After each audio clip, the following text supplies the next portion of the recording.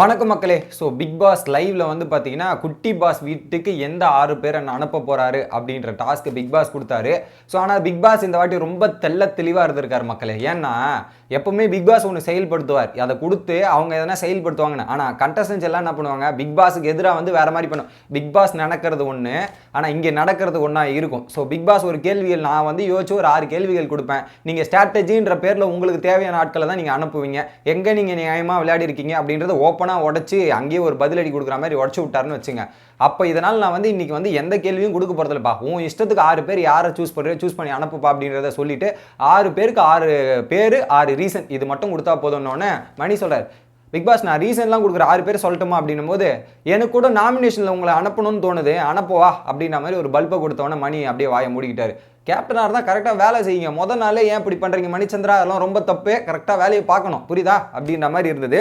So அந்த 6 பேர் யாருன்னு பார்த்தீங்கன்னா, முதல்ல விசித்ராவை செலக்ட் பண்ணியிருக்காரு. என்ன ரீசன்னா, ஸோ அவங்க வந்து சமையல்லாம் சூப்பராக செய்வாங்க, இந்த இதெல்லாம் பொறுப்பாக பார்த்துப்பாங்க சமையலில், ஸோ அதனால் அனுப்புகிறேன். இன்னொரு ரீசன் என்னென்னா, போன வாரம் அவங்க வந்து இங்கே அப்படியே தனிமையாகவும் எதுவுமே இல்லாமல் ஒரு மாதிரி ஃபீலாக இருந்தாங்க. ஸோ இந்த வாட்டி அங்கே போனாங்களா கொஞ்சம் பிஸியாக ஒர்க்கு மோட்லேயே இருந்து அவங்களுக்கும் கரெக்டாக இதுவாக இருக்கும் அப்படின்ற மோடில் வந்து விசித்ரா முதல்ல அனுப்பிச்சாரு. ரெண்டாவது யாருன்னு பார்த்தீங்கன்னா கூல் சுரேஷ்.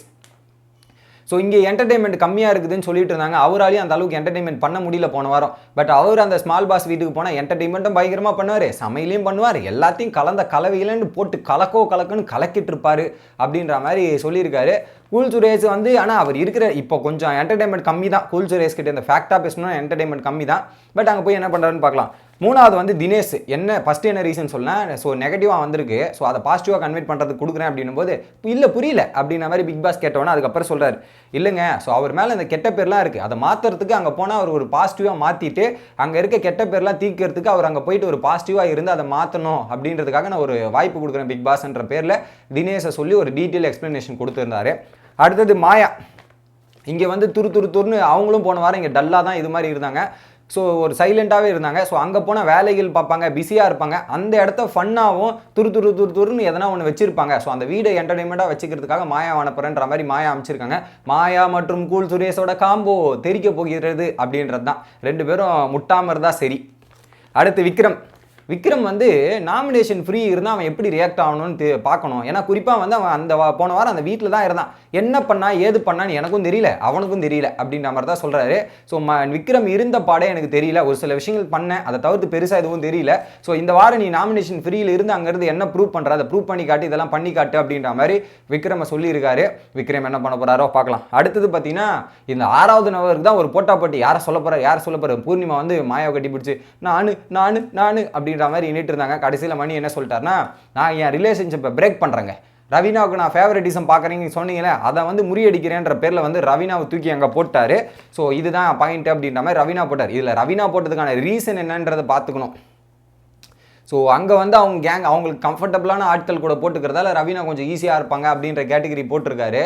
பட் என்னதான் இருந்தாலும் நாமினேஷன் இந்த ப்ராசஸை ஒட்டிக்கணும், இந்த ரிலேஷன்ஷிப் ஒட்டிக்கணுன்ற போட்ட ரீசன் சூப்பர் தான் அப்படின்னு நினைக்கிறேன். இந்த 6 பேரை செலக்ட் பண்ணதுக்கப்புறம் இன்னொரு பக்கம் கதறாங்க. யாருன்னு பார்த்தீங்கன்னா பூர்ணிமா.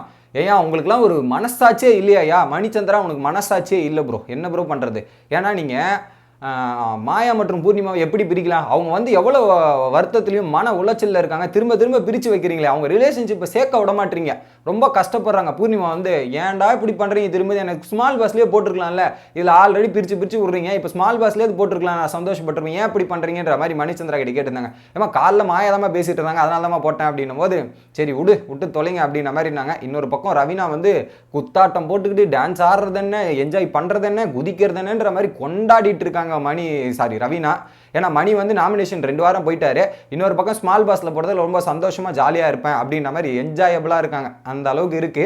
பார்ப்போம் என்ன நடக்க போகுது இந்த வாரம், எப்படி போகுதுன்றதை வெயிட் பண்ணி பார்க்கலாம். உங்களோட கருத்து என்ன அப்படின்றத கமெண்ட் பண்ணுங்க.